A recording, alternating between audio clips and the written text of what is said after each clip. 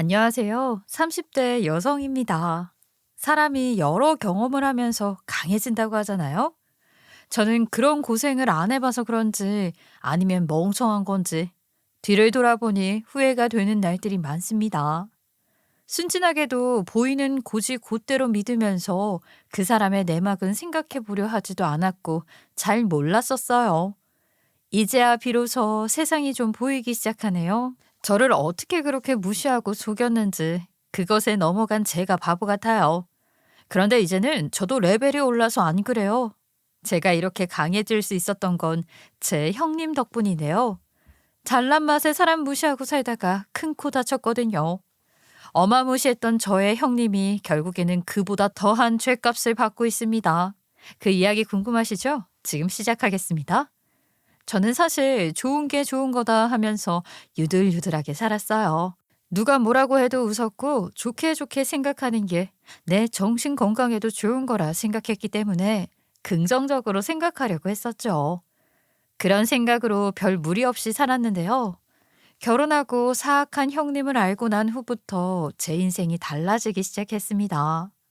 아주버님과 형님은 둘 다 의사이고요. 아주버님은 내과 개인 병원 운영하시고 형님은 2차 병원 정형외과에 있었죠. 저희 남편은 초등학교 선생님이고 저는 공기업을 다니고 있었어요. 까칠하고 예민한 형님과는 달리 아주버님은 완전히 물러터진 순둥이였어요. 형님이 무슨 이야기를 하면 뭐든지 받아주는 잔잔한 호수 같은 아주버님이었고 형님은 그런 아주버님한테 계속 돌을 던지는 사람이었죠. 딱 봐도 아주버님이 많이 참고 산다는 생각이 들 정도였어요. 화를 내는 말투는 기본이고 귀찮은 일은 다 아주버님께 시키는 모습을 자주 봤습니다. 여보, 가방에서 내 보조 배터리랑 내 약 좀 줘. 그리고 오면서 물도 갖다 주고. 당신 가방 당신이 가져와. 왜 나한테 시켜? 가방도 심지어 당신 옆에 있구만. 에휴, 매번 보지도 않고 나만 시키지 나만 시켜. 그거 하나 못 해줘? 꿍시렁 대지 마. 다 들리니까. 어서 물이나 떠와. 아주버님이 다 참고 사는 것처럼 보였죠. 부부 사이가 그래서 그런지 애가 없어요. 결혼 7년 차라고 하는데 아이를 안 낳는 건지 못 갖는 건지 속사정은 모르지만 히스테리처럼 저에게 아주 차갑게 굴었어요. 동서, 밥 잘 먹었어. 나는 어머님이 허리 아프시다고 해서 좀 봐드릴 테니까 설거지까지 동서가 끝까지 마무리 좀 해. 나는 워낙 고급 인력이다 보니까 이렇게 시댁 가서도 고급 인력 대접받네. 네, 형님. 어머님 허리 보살펴 드리세요. 설거지랑 뒷정리는 제가 다 할게요. 당신이 무슨 설거지야? 지금까지 음식하라 제대로 앉아있지도 못했는데. 엄마 형수 저희 와이프 씨라고 해요. 제가 그 설거지 대신할게요. 얘야 아서라. 네가 설거지는 무슨. 얘 둘째야 너도 저리가 앉아있어. 네 와이프랑 과일이라도 먹고 있어. 아니에요 어머님. 어머님도 아프신데 형님한테 허리 진료보고 계세요. 이것까지 제가 다 할게요. 될 때도 저리가 있어. 내가 하면 금방 해. 너네 힘들 텐데 어서 가. 신경 쓰이게 하지 말고. 그때 형님이 저랑 제 남편을 번갈아 가며 째려보는 걸 느꼈고요. 제 남편도 그 눈빛이 느껴졌는지 한마디를 대놓고 했어요. 설거지 안 하면 형수한테 완전 찍힐 것 같으니까 그러지. 안 그래도 형수가 우리 와이프 잡으려고 하는데 나라도 도와야지 안 그래? 어머, 서방님, 무슨 말을 그렇게 해요? 제가 뭘 찍어요? 저 그런 사람 아니에요. 그냥 저희 와이프 시키를 제가 할 테니까 노여움 푸시고 형수님은 엄마 허리 아픈 거 봐드리세요. 환자 진료 보시는다는데 뭐 어쩔 도리가 있습니까? 제가 와이프 대신 하면 돼요. 형님은 남편이 등 떠밀려 주방에서 나오게 되었고 어머님, 아버님 눈치를 살피더니 멋쩍은 표정을 짓고 다른 방에 들어가셨습니다. 저는 남편과 둘이 뒷정리를 하게 되었어요. 그런데 웃긴 게 형님이 시어머니 허리 진료 봐준다고 들어갔잖아요. 형님은 정형외과 의사인데 가방에서 부항을 꺼내서 어설프게 몇 방 떠주더니 다른 방에 들어가 눕더라고요. 정말 어이없지 않아요? 어떻게 해서든 저한테 일 시키려고 작정한 여자 맞아요. 아주버님과 시아버님은 이런 일이 일어나도 모른 채 바둑을 두고 계실 뿐입니다. 그저 여자들한테 일어나는 일들 귀 닫고 눈 감은 채 모른 척 하시는 것 같아요. 그럴 때마다 저희 신랑만 복창이 터져서 왔다 갔다 하는 거고요. 같은 가족이라도 이렇게 다른 면이 있네요. 남편 성격이 대놓고 말하는 스타일로 억울하거나 기분 나쁜 감정을 모든 걸 다 표현해야 하는 사람이에요. 저는 꾸역꾸역 놀러가며 참는 스타일인데 그런 저를 답답해해서 남편이 제 변호를 해주는 경우가 많아요. 예를 들면 형님 같은 사람을 만날 때요. 형님은 자기밖에 모르고 생각을 거치지 않고 말하는 스타일이라 마음이 상할 때가 많은데요. 그럴 때마다 저는 참고 넘기는데 우리 남편은 주저없이 예의 없는 형님을 질타해요. 시어머님도 시아버님도 아주버님도 둥글둥글한 성격이셔서 그런 형님의 그런 예의 없는 행동에도 그냥 넘어가시는데 저희 남편은 가만히 안 있죠. 형님을 잡을 수 있는 건 우리 남편밖에 없다는 생각이 들었습니다. 결혼 후 직후부터 형님은 매번 이런 식이었고요. 꽁무니 빼는 데에는 아주 선수예요, 선수. 시래기를 조금이라도 하면 자기가 엄청난 손해를 본다고 생각하는 것 같아요. 진짜 얄미워요. 이런 에피소드가 한두 가지가 아니에요. 그날도 기분이 상해서 집에 돌아오며 남편과 이런 말을 했어요. 근데 진짜 형님 해도 해도 너무한 것 같아. 아니 본인이 조금이라도 손해보는 짓은 안 하려고 하잖아. 결혼했을 때부터 저러더니 지금 내가 결혼한 지 몇 년이나 지났는데도 저래.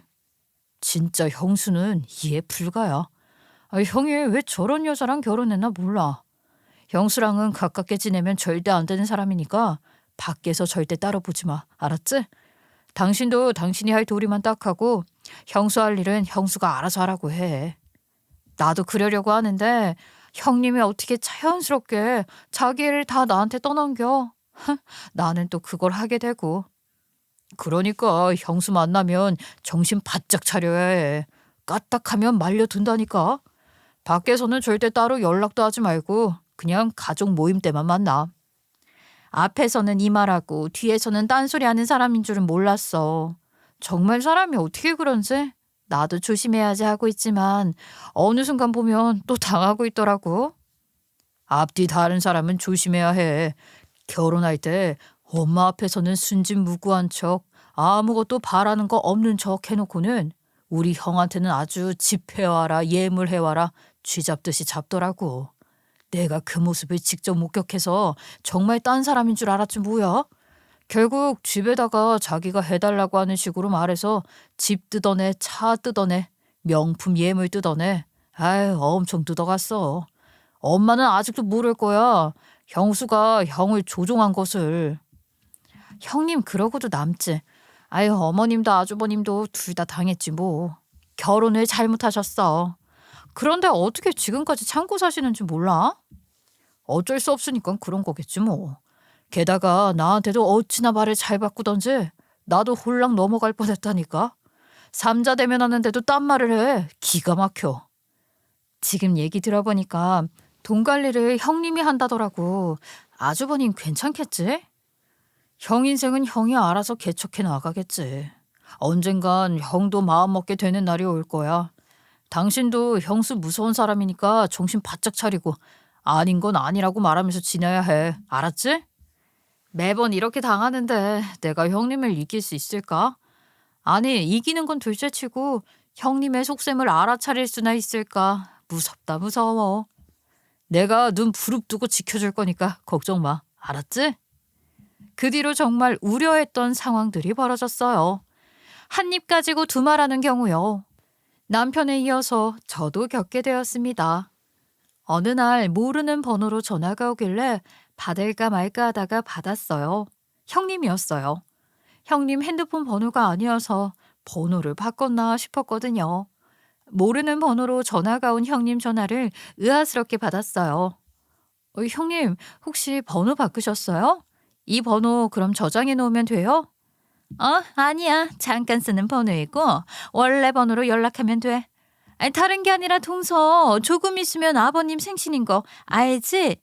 어머님께 여쭤보니까 매번 가던 고깃집 말고 이번에는 회 드시고 싶으시대. 이번에는 동서가 예약해봐. 내가 좋은 곳 알아봐뒀거든. 동서도 보고 괜찮으면 그 전주 주말로 해서 예약해놔. 알았지? 네. 그럼 형님 문자로 형님이 받으신 거 보내주세요. 제가 예약해 놓을게요. 그래, 그래. 예약할 때 메뉴도 같이 예약해 놓으면 편하니까 적당히 시켜놔. 모자르면 뭐 그때 더 시켜도 되고. 어차피 돈은 우리가 낼 거니까 예약만 해. 알았지? 원래 시부모님 생신 때마다 가는 고깃집이 있어요. 어머님, 아버님이 그 집 음식을 참 좋아하기도 하고 거기 사장님과 어머님이 아주 오래전부터 아는 사이였다고 해요. 그래서 팔아준다는 느낌도 있고 거기가 진짜 맛있기도 해요. 생신 때는 무조건 거기로만 갔거든요. 그런데 이번에는 그 집을 안 가고 횟집으로 간다고 했고요. 생신 때 고깃집을 안 가는 건 이번이 처음이었습니다. 형님이 시부모님과 전화 후에 그렇게 정했다고 하니까 그래서 예약하라는 대로 예약을 했고요. 아버님 생신날이 되었고 제 남편과 형님, 아주버님은 선물을 찾으러 간다며 셋은 따로 갔고요. 제가 어머님, 아버님을 픽업해서 예약한 곳으로 가기로 했습니다. 가게에 다 와서 주차를 했는데 그런데 어머님이 다른 말씀을 하시더군요. 아가, 여기가 어디냐? 우리가 항상 가던 곳이 아니네. 여기 잠깐 들린 거야? 여긴 왜 왔어? 어머님, 여기 아니에요? 형님이 여기라고 하셨는데요. 아버님이 이번에는 회 드시고 싶다고 해서 횟집으로 서프라이즈로 연락했는데요. 내가? 아유, 나는 그런 말 한 적 없는데. 누가 그러냐? 큰애가 그러지? 내가 회 먹고 싶다고? 네. 그래서 저희가 상의한 후에 서프라이즈로 여기로 예약을 했어요. 아버님 아니에요? 아니지. 우리는 매번 가는 곳이 있잖아. 내가 거기를 제일 좋아하는데 오랜만에 그 집 음식 먹으려고 했는데 아쉽게 됐네. 어머님과 아버님은 아주 실망한 표정을 지으셨고요. 그때 때마침 형님이 전화가 왔어요. 그때 저한테 왔던 전화번호가 아닌 원래 형님 번호로요. 동서 어디야? 혹시 여기 예약 안 했어? 여기 왔더니 예약자 명단에 없다네? 형님, 저희 지금 일식집에 와 있는데요. 형님은 어디세요? 여기 앞에 오신 거 맞으세요? 뭐? 일식집? 아니 거기에 왜 가 있는 거야? 가든 예약 안 했어? 내가 가든 예약하라고 했잖아. 그게 무슨 말씀이세요? 분명히 형님이 일식집이라고 해서 저는 여기로 예약을 했는데요. 어머, 거기가 어딘데? 상우 좀 불러봐. 지금 어머님, 아버님과 같이 있어? 그쪽으로 갈 테니까 주소 찍어줘. 몇 분 후 형님과 아주버님 그리고 남편이 왔고요. 형님이 이런 말을 했습니다. 어머님, 아버님, 죄송해요. 제가 동서한테 예약을 하라고 했는데 동서가 자기 마음에 드는 곳으로 예약을 했나 봐요. 어쩌죠? 가든에서 식사는 오늘 못할 것 같아요. 가봤는데 이미 만석이고 사람들 줄 많이 섰어요. 오늘은 그냥 여기서 드시는 게 어떠세요? 그럼 할 수 없지 뭐. 여기는 나쁘지 않다. 둘째야, 뭐든 예약할 때는 물어보고 하거라. 알았지?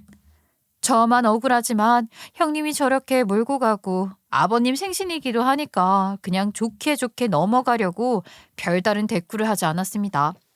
그런데 남편이 그러더군요.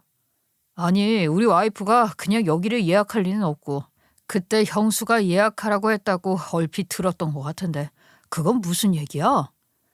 그때 형님께서 전화 와서 여기로 예약하라고 했고 봐요, 문자도 여기로 예약하라고 왔잖아요. 동서, 무슨 소리야? 다른 사람하고 착각한 거 아니야? 이거 내 번호 아닌데? 그때 잠깐 쓰는 번호라고 그러시면서 전화 왔잖아요. 그럼 제가 통화한 사람이 누군데요? 동서, 그 꿈꾼 거 아니야? 어머님, 아버님이 좋은 일 있을 때마다 고깃집 가는 거 알았으면 한 번이라도 물어나 보지. 이게 무슨 경우야? 녹음이라도 해놓지. 됐다 됐어. 무슨 착오가 있었겠지. 둘째가 실수를 했나 보구나. 아무튼 우리가 좋아하는 곳은 여기가 아니라는 것만 오늘 알아두고 오늘은 여기서 맛있게 먹자꾸나. 남편과 저는 찜찜한 기분이었지만 증거가 없으니 더 이상 반박할 수가 없었어요. 그날 기분이 너무 상해서 밥이 입으로 들어가는지 코로 들어가는지 몰랐는데요. 그런 일을 꾸민 형님은 저를 아랑곳하지 않고 어머님 아버님께 알랑방귀를 뀌더군요. 정말로 가소로웠습니다. 결국은 체해서 화장실에 잠깐 갔어요. 때마침 형님이 먼저 전화를 받으러 나가셨다가 화장실로 오시더군요. 그때 둘만 있는 자리에서 물었어요. 형님, 저한테 왜 그러세요? 제가 실수한 것처럼 꾸미는 게 좋아요? 어머님 눈에 나길 바라시는 거예요. 맞아. 어머님이 상냥하고 귀엽다며 동서 좋아하시더라. 그게 꼴 보기 싫어. 그래서 일을 이렇게 꾸미신 거예요? 남의 번호로 전화까지 해서요. 아이고, 정말 대단하십니다. 뭘 그 정도로? 그러니까 어머님 눈에 띄지 마. 알았어? 정말로 기가 막혔어요. 노골적인 사람이더군요. 그날은 앙금이 남아 있었지만 할 수 있는 것이 없어서 일단은 넘겼어요. 그때 형님 때문에 스트레스가 최고치였어요. 아, 형님 때문에 짜증나. 머리 아프고 진짜 죽겠다. 결혼하고 이게 몇 년째야. 일부러 저러는 거야. 나 당신이 하는 말 잘 몰랐었는데 오늘 깨달았어.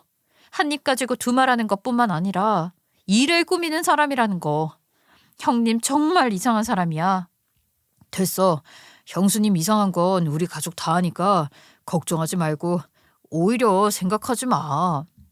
아니 어떻게 생각을 안 할 수가 있어. 아버님 생신은 내가 망쳐버렸는데. 형님 말이야. 진짜 정신에 무슨 병 있는 거 아니야? 당신은 너무 속상했겠다. 아버지 생신 망친 건 아니니까 그건 너무 딥하게 생각하지 마. 당신 기분도 꿀꿀한데 우리 기분 전환이라도 할 겸 어디 뭐 여행이라도 갈까? 바다 근처로 가서 며칠 놀다 오자.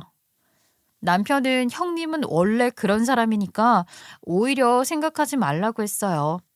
그럼에도 제 기분이 풀리지 않자 일부러 여행을 갔는데요. 그때 애가 생겨서 결혼 2년 만에 임신을 하게 되었습니다. 한편 아버님은 생신이 지나고 나서 급격히 몸이 안 좋아지셨어요. 갑자기 말을 못하고 보행이 어색해지셨어요. 아주버님은 의심가는 소견이 있지만 큰 병원에서 정밀 검사를 받아보라고 해서 가봤더니 뇌경색 진단을 받게 되었어요. 급격히 치매도 왔죠. 화를 많이 내시고 난폭해지신 아버님을 어머님이 감당하기 힘들어 하셨어요. 아버님은 한평생 착한 남편이었거든요. 두 분이 투닥거리는 모습도 본 적 없는데 이런 낯선 모습이 어머님은 얼마나 충격이실까요? 어머님은 매일 남편한테 전화해서 우셨어요. 저희도 힘들어하시는 어머님을 보면서 함께 울었습니다. 이대로는 안 되겠다 싶어서 주말에 가족회의를 하게 되었어요. 아버지를 이렇게 모시는 건 아닌 것 같아. 차라리 전문 의료진이 있는 요양원으로 모시는 게 어때? 그러면 한결 수월하긴 할 텐데. 아버지가 가족 외에 다른 사람은 완강히 거부해. 그때 온 요양보호사도 온 지 1시간 만에 돌아가게 했잖아. 그 사람 안 보이니까 다시 침착해지시더라고. 그럼 어떻게 해야 하나? 엄마가 이렇게 혼자 아버지 돌보는 건 너무 힘들어. 우리 넷다 다 직장 다니는데 위급할 때 바로 달려오기도 힘들고 말이야. 어떻게 해야 좋을까? 큰애야, 너네가 우리 집에 와서 같이 아버지를 나와 같이 좀 돌보는 게 어떻겠니? 아무래도 너희가 의사니까. 그리고 네 아버지가 큰아들 의사 만들겠다고 너한테 다 쏟아부으면서 노후는 네가 책임지라고 입버릇처럼 이야기했잖니. 그럼요. 제가 장남인데 제가 모셔야죠. 아버지가 그동안 저를 얼마나 밀어주셨는데요. 이젠 제가 아버지 보살펴 드려야죠. 어머님, 그럼 그래야죠. 저희가 의사인데 아무렴 잘 보겠죠. 그런데 저희가 병원 거리도 있고 이사를 가는 건 힘들어요. 차라리 어머님이 집을 정리하시고 저희 집으로 아버님이랑 같이 들어오시는 건 어떠세요? 저희 쪽으로 이사를 오시면 이 사람 병원도 가깝고 틈날 때마다 계속 들여다볼 수 있고요. 위급할 때 달려갈 수도 있잖아요. 엄마, 그러는 게 좋을 것 같아요. 저희 집이 더 크고요. 여기서는 제 병원도 너무 멀어요. 이 사람 병원도 멀고요. 짐을 좀 정리해서 저희 집으로 살림을 합치세요. 그게 더 나을 것 같아요. 아휴, 그럴까? 늙은이 두 사람 사니까 뭐 큰 짐은 다 필요 없어. 그럼 그렇게 하자. 우리가 너네 집으로 들어가는 걸로 날짜를 빨리 맞춰보자꾸나. 저 큰애야 참 고맙다. 시부모 모시는 게 쉽지 않을 결정일 텐데. 생각보다 쿨한 형님의 제안에 아주버님, 어머님, 아버님이 동의했고 어머님은 그 뒤로 집을 정리해 형님네로 들어갔습니다. 저희는 자주 찾아뵙는다고 하고 물질적인 지원도 많이 한다고 했어요. 물론 형님은 비웃었지만요. 형님, 아버님 좋아하시는 소고기 사왔어요. 과일도 맛있다는 곳에서 사왔는데 같이 드셔보세요. 백화점에서 산 것 같진 않고, 아유, 또 동네에서 사온 거야? 소고기는 한우 투불로 사왔어야지. 이왕 사오는 거 많이 사오면 더 좋은데. 동서는 손이 작더라. 2kg 사왔어요. 이 정도면 네 분이서 드실만 하지 않아요? 그리고 이거 투뿔이에요. 아무 데서 사온 거 아니고요. 잘하는 곳에서 사왔어요. 드셔보시고 말씀하세요. 형님을 보면 예민해지는 건 어쩔 수 없나 봅니다. 볼 때마다 한 번씩 언쟁이 일어나게 돼요. 정말 골치 아픈 형님입니다. 그렇게 어머님과 아버님이 형님네에 들어간 지 한 달이 지났을까요?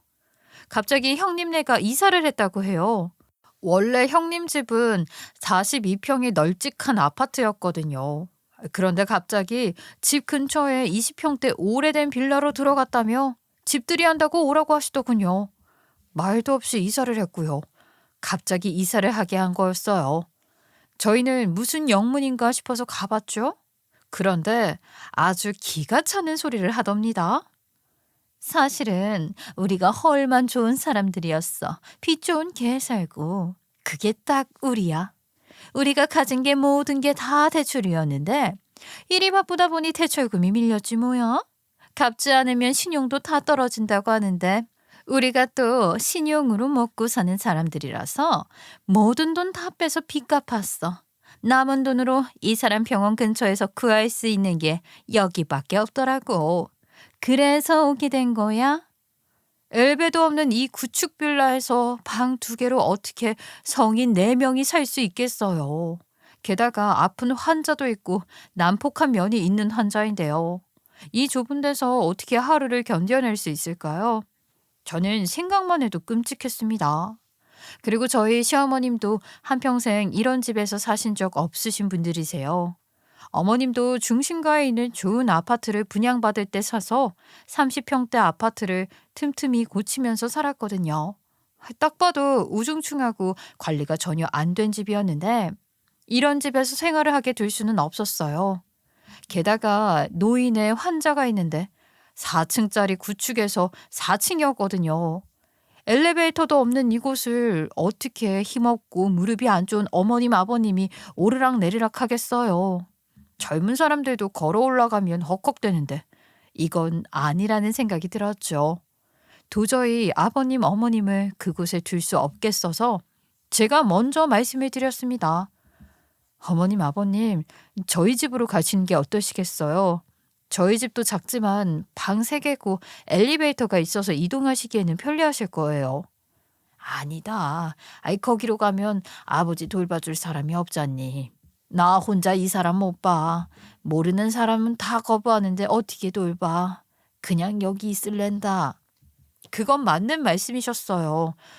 저희는 의사도 아니고 둘 다 직장을 다니고 있어서 아버님을 보살펴 줄 수 있는 여력이 안 됐죠. 하지만 이런 누추한 곳에 아버님, 어머님이 어떻게 버틸까요? 베란다에 곰팡이가 슬어 있는 것을 보고 급격히 호흡이 안 좋아지는 것 같은 느낌이 들었고요. 그때 다짐을 한 것 같아요. 절대 어머님, 아버님을 이곳에 둘 수 없다는 다짐을요. 그러면 제가 휴직할게요. 저는 길게 휴직 낼 수 있거든요. 어차피 임신도 했고요. 애 낳으면 휴직해야 했어요. 좀 당겨서 하는 거라 생각하면 돼요. 어머님, 아버님, 여기서 생활하기 불편하세요.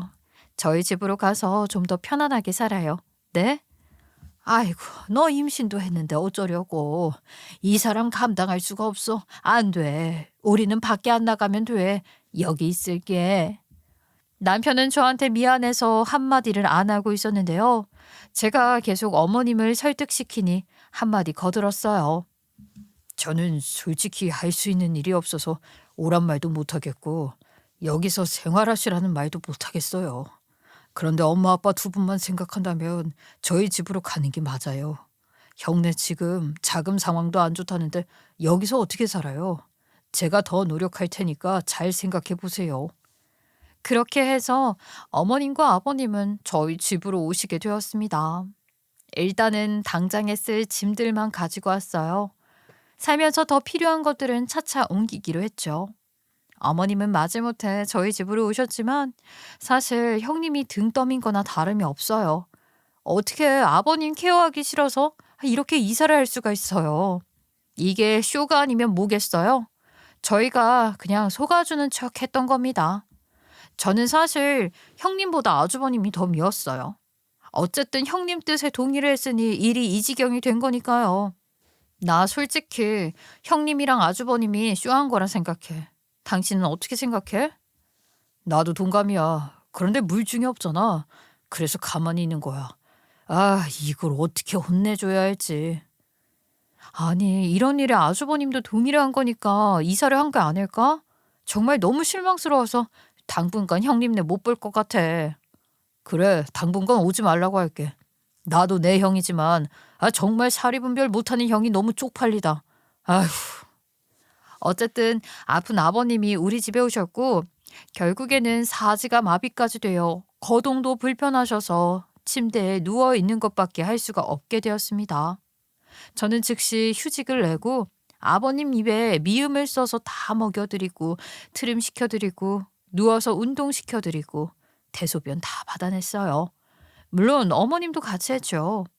저도 얼마나 힘들었는지 임신 초기에서 중기로 넘어가던 시기였는데 결국 유산이 되었어요. 정신적인 스트레스, 육체적인 스트레스 다 같이 왔었나 봐요. 그때 어머님이 저한테 정말 많이 미안해하셨고 우리 부부는 같이 끌어안고 울었어요. 어머님과 남편이 저에게 더 미안해할 것을 알기 때문에 저는 일부러 더 씩씩한 모습을 보여드릴 수밖에 없었는데요. 그런 와중에도 형님네는 다시 모셔간다는 빈말 한 번을 한 적이 없습니다.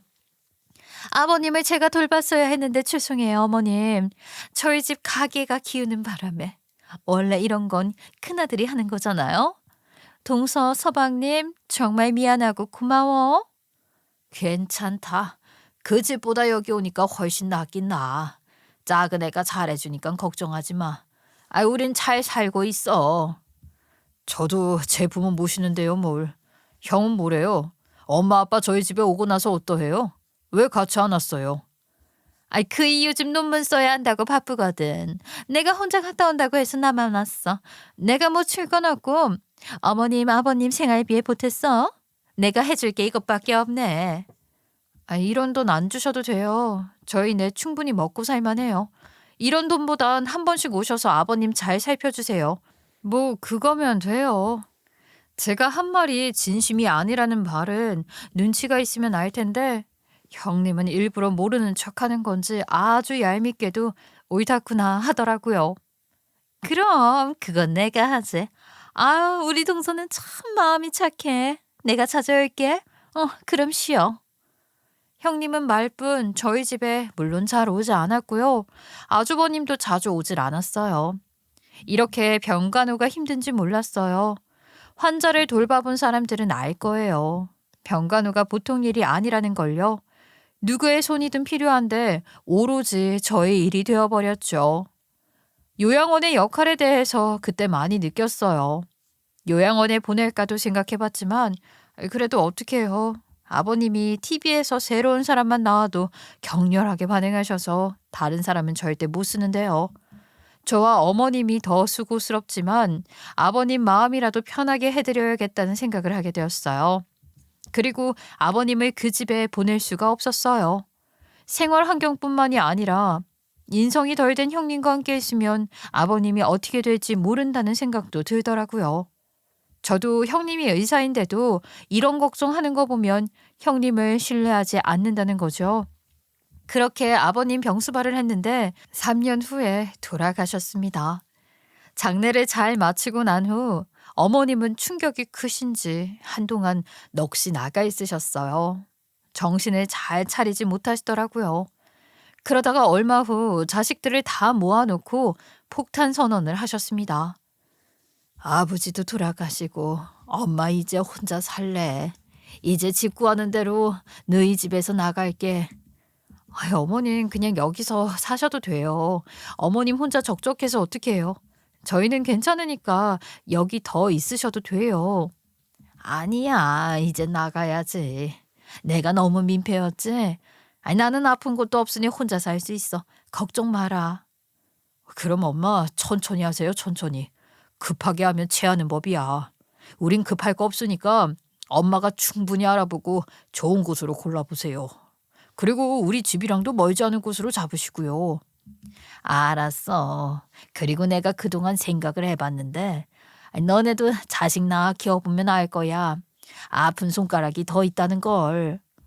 그때 어머님이 무슨 말씀을 하실지 전혀 예상하지 못했었는데 우연히 형님 얼굴이 눈길에 갔어요. 아주 작게 미소를 짓더라고요.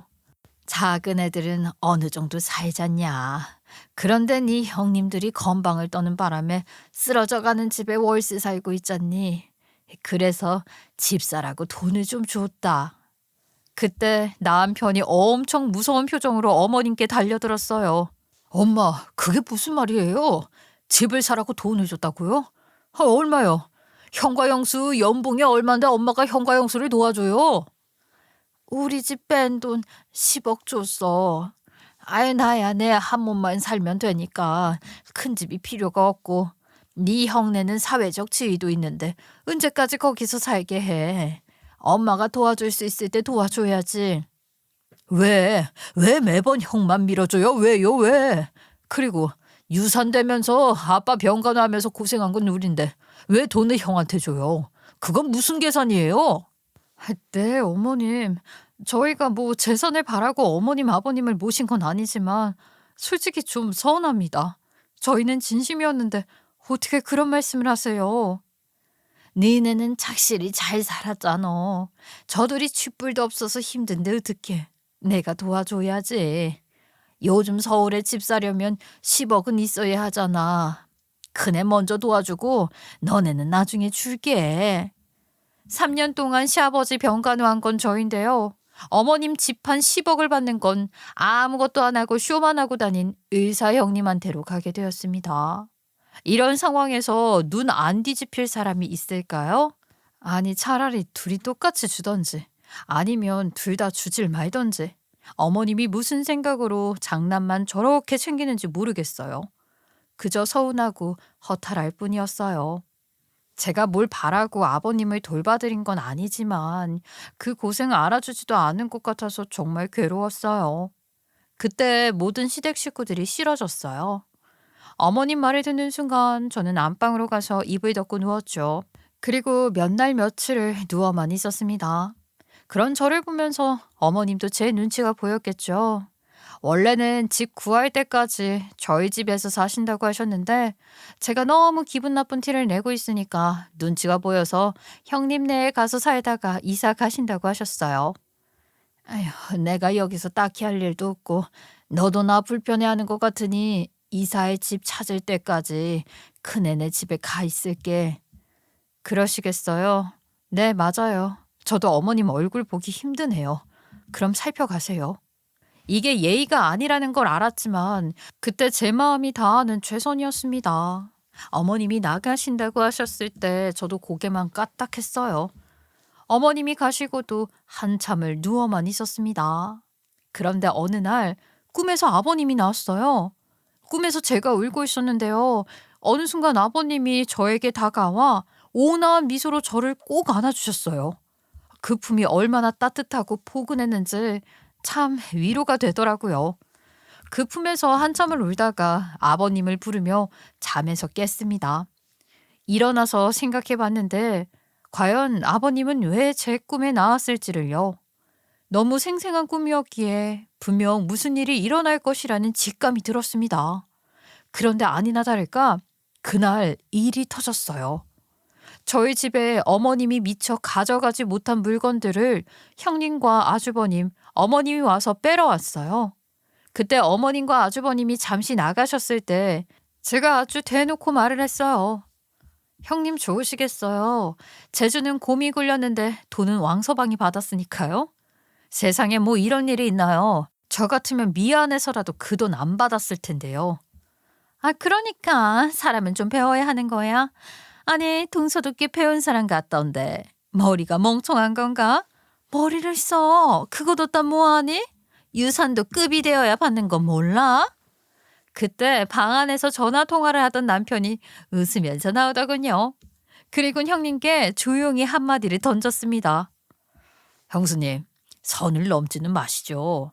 멍청하다 급이 돼야 된다. 그런 말은 무식하게 누가 한 말이에요? 뭐? 내가 무식해? 아니, 서방님 말 다 했어요? 유산을 받고 싶으면 어머님께 말해요. 애꿎은 저 잡지 말고요. 네, 그 돈 돌려받긴 해야 될 것 같은데 그동안 거짓말이 너무 성의가 없어서 뒤를 캐보았는데 우리를 물러본 건지 아니면 들키고 싶었던 건지 다 들통났어요, 형수. 뭘 들켰다는 거야? 그리고 내 뒤를 캐봐? 왜? 나를 왜 캐보는 건데? 내가 곰곰이 생각을 해봤는데 형이랑 형수가 아무래도 진심으로 저런 집에 이사를 할 것 같지 않았거든요. 바쁘다는 핑계로 확인을 못 해봤는데 혹시나 해서 오늘 등기부 등본 떼봤어요. 원래 살았던 형수 집, 그 집 아직 형 명이 맞고 지금 사는 집은 형수 명이던데요. 맞죠? 서류는 거짓말을 안 하죠. 등기부 등본을 형님 앞으로 던지면서 남편은 형님을 노려보았어요. 형님이 조금 당황해하는 모습이더라고요. 뭐? 아니, 그걸 왜 봐? 남의 집 등기부는 왜 보는 건데? 그래서 뭐 어쩌라고? 이미 상황은 끝이 났는데. 너무 허술하잖아. 이 사람한테 아빠 생신 때 다른 식당으로 예약하라고 했을 땐 전화번호까지 바꾸면서 했으면서 다른 거짓말들은 너무 디테일이 떨어져서 한번 검색해봤습니다. 역시나 제가 예상했던 그대로고요. 그럼 그때 우리 와이프한테 일식집 예약하라고 했던 번호는 누구일까? 그래서 몇 년이 훌쩍 지났지만 궁금해서 찾아봤죠. 강진영 선생 맞죠? 형수가 병원에서 가깝게 지냈었던 의사. 아니, 그걸 어떻게 한 거야? 혹시 뭐 강진영 선생 알아? 둘이 아는 사이야? 그래서 알게 된 거야? 제 동기 친구랍니다. 세상 참 좁아요. 힘들게 알아볼 필요도 없고 한 달이 건너니까 바로 나오던데요. 그런데 그 친구가 이상한 이야기를 하더라고요. 자기 폰은 자동 녹음인데 나중에 정리하려고 들어보니까 이런 녹음이 있더라고요. 남편이 들고 있던 폰에 녹음된 파일을 틀자 형님 얼굴이 사색이 되어갔어요. 전호 있네. 내가 쇼하면 돈을 좀 풀 줄 알았는데 그래도 안 풀대? 그래도 다행이지 뭐. 바보 같은 동서가 치매 환자 데리고 가줬는데 나야 땡큐지. 이제 다시 이사 가야겠다. 그 집? 안 팔았지? 미쳤다고 팔어. 그냥 쇼한 거야. 이 집도 월세인 척 쇼한 거지. 이 정도 쇼할 돈이 있어서 얼마나 다행이야. 역시 사람은 머리를 써야 해. 형님은 매우 당황해하셨고요. 말문이 막힌 정도였던 것 같아요.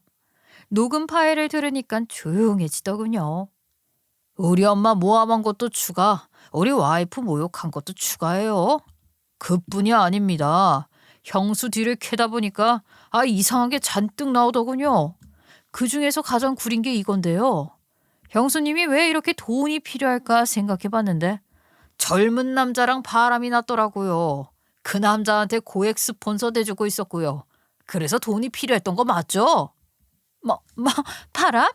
야, 너 확실히 알고 말하는 거야? 바람이라고? 세상에, 너 미쳤어?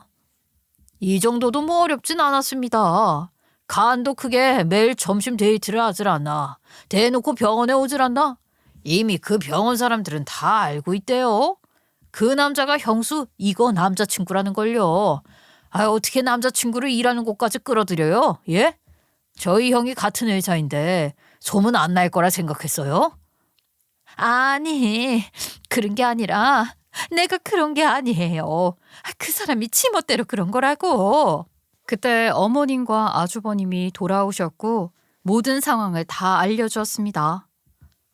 뭐 바람? 야, 너 확실히 알고 말하는 거야? 바람이라고? 세상에, 당신 미쳤어? 그리고 뚫린 입이라고 아무 말 막 하지 마. 가만히 들어. 피로도 시원치 않을 판에 누가 누굴 뭐라고 해. 아주버님이 그렇게 화내는 모습 처음 봤어요.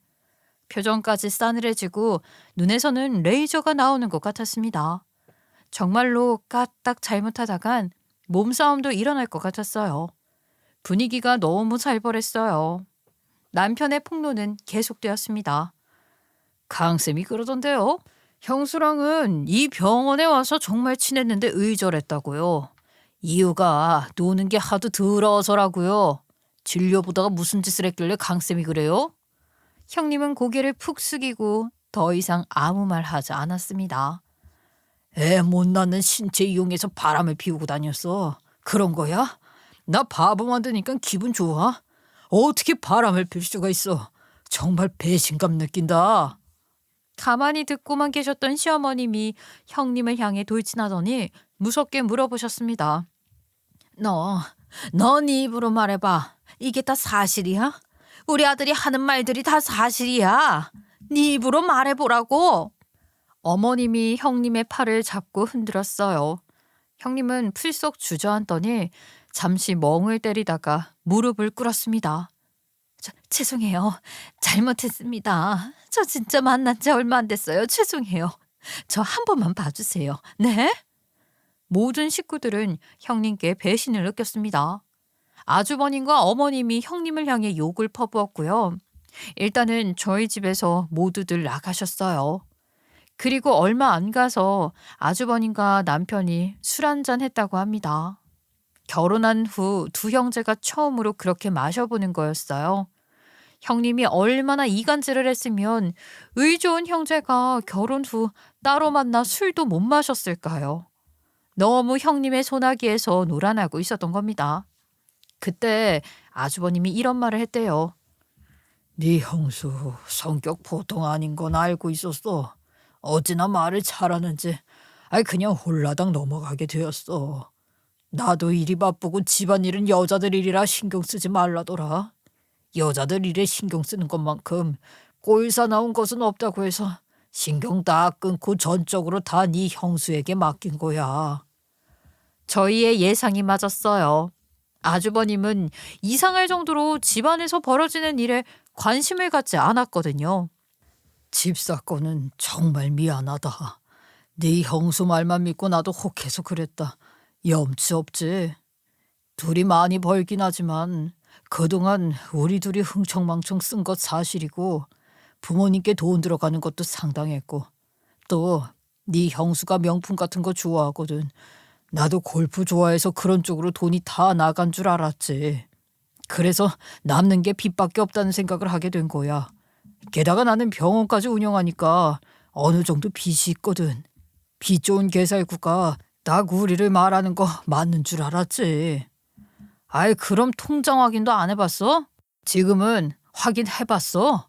정말 빚밖에 없었어? 그때는 와이프를 믿었으니까 통장 확인을 안 해봤었고 이제 확인해보니 상당히 많더라. 완전히 그 여자한테 속아 넘어간 거지.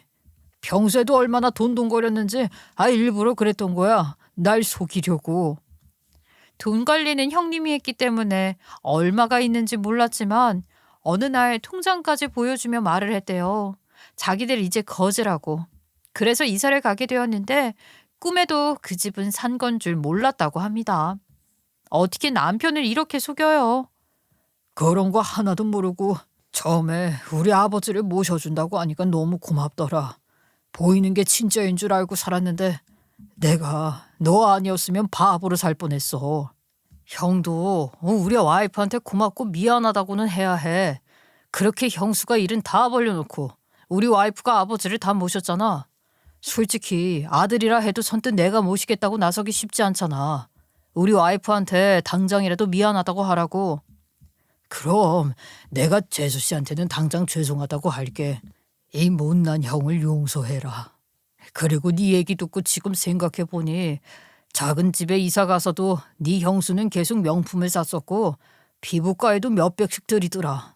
밤에 안 들어오는 날이 많아서 나는 당연히 당직인 줄 알았는데 내가 네 말 듣고 그 병원의 당직날 비교해보니까 다 뻥이었지 뭐야. 형이 참 등신 같지. 나도 내가 왜 이렇게 바보 같은지 모르겠다. 결혼을 잘못했어. 아휴, 지금부터 잘 살면 되지. 그래서 형수랑은 어떻게 지내고 있어? 설마 용서해 주는 건 아니지? 미쳤냐? 내가 그런 여자를 용서해 주게. 지금은 각방 살고 있어. 엄마도 우리가 무슨 일 날 것 같은지 밖에 못 나가시더라. 내가 그 여자 아주 꼭 큰 벌 받게 할 거야. 아주버님은 형님과 이혼 수순을 밟고 있고 어떻게 하면 병원에서 개망신을 줄까 생각해 보다가 이런 사람은 언젠가 자기 발에 자기가 걸려 넘어지게 돼 있으니 놔두면 알아서 될 것 같다는 생각을 하셨대요. 그런데 정말로 그렇게 된 게 형님이 바람핀 남자가 형님을 양다리 걸치고 있었나 봐요. 원래 여자친구가 그 사실을 알고 형님 병원에 찾아와 환자들이 보는 앞에서 형님의 머리끄댕이를 잡았답니다. 몸싸움이 격렬히 일어났다는데요. 병원장도 형님 이야기를 듣더니 너무 문란하다며 권고사직을 하라고 했대요. 참 꼬습죠. 형님네에 갔던 10억은 다시 어머님 통장으로 갔고요. 어머님도 나중에 저희한테 이런 말씀을 하셨어요. 네 형님이 울면서 돈 없어서 못 살겠다고 했었어. 내가 장남이라 그런지 그런 식으로 나오면 내가 마음이 약해지지. 그래서 어쩔 수 없이 큰애들 집 사주려고 했던 거야. 어머님 돈이니까 누굴 주든 어떻게 쓰시든 상관없어요. 하지만 제 입장에서도 서운한 건 어쩔 수 없었어요, 어머님. 저도 성인군자가 아니고 일개 감정에 휘둘리는 사람이다 보니 그랬어요. 그래, 알지, 알아. 그래, 이 돈 이제 너네가 가져. 내가 생각이 짧았다. 돈도 이게 전부인데 내 남편 지극히 보살펴준 너네한테 주는 게 맞는 것 같아. 형은 그동안 많이 지원해줬잖니. 이제는 너네 지원해줄게. 미안하다, 얘들아. 그렇게 시어머니께서는 형님한테 돌려받은 10억을 다시 저희에게 보내주셨어요. 저는 그 돈을 일단 고이 모셔놓고 있어요. 물론 조만간 쓰겠지만 지금은 그냥 통장을 보는 것만으로도 기분이 좋거든요.